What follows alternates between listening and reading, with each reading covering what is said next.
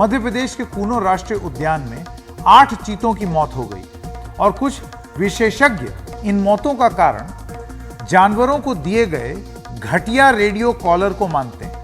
हालांकि सरकार इन आरोपों को वैज्ञानिक सबूत के बिना अटकलें और अफवाह कहकर नकार रही है। लेकिन एनडीटीवी के पास फुटेज है जिसमें अधिकारी एक मृत चीते के कॉलर की जांच करते हुए दिख रहे हैं।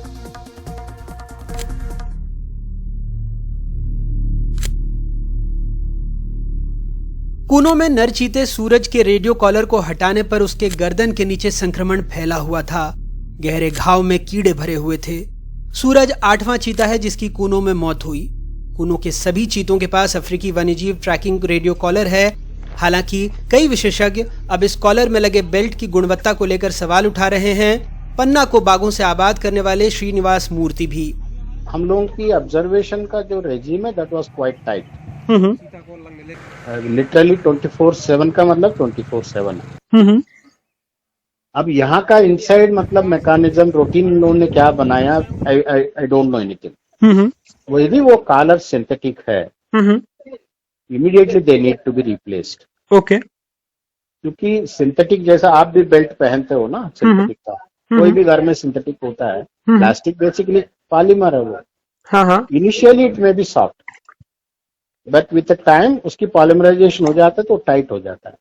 But in case it is a leather, then leather will start absorb soaking the water and then start मतलब उसकी elasticity मतलब बढ़ जाती है। Okay, and it exactly doesn't harm that much।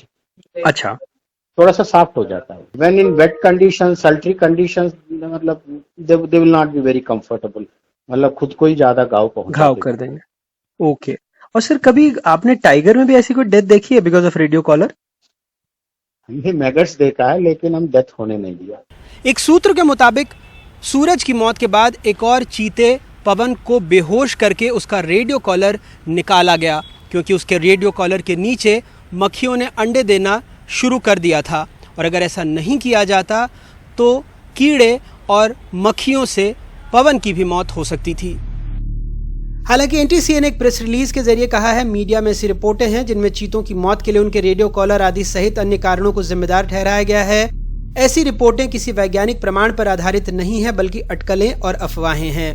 इन सवालों के बीच सरकार ने प्रधान मुख्य वन संरक्षक वन्यजीव जयेश चौहान का तबादला कर दिया, जबकि कॉलर का मुद्दा भी हल नहीं हुआ है। चौहान ने ही कुछ दिनों पहले चीतों को कहीं और बसाने का भी सुझाव दिया था। हमारे जो सभी चीता जो अभी तक आए हैं 2 फेजेस में, वो सब कूनो में हैं और अभी the current situation is like say having all your eggs in one basket. तो आपको ये ज़रूरी है कि चीता के लॉन्ग टर्म सर्वाइवल के लिए, लॉन्ग टर्म मैनेजमेंट के लिए आपको ज्योग्राफिकली सेपरेटेड लैंडस्केप में आपको उनको रखना ज़रूरी है, so that it actually works as an insurance. 27 March को साशा नाम की मादा चीता की किडनी की बीमारी के कारण मृत्यु हो गई। 23 अप्रैल को उदय की, 9 मई को दक्षा की मौत हुई। 23 से 25 मई के बीच कूनो में जन्मे 3 शावकों की मौत हो गई।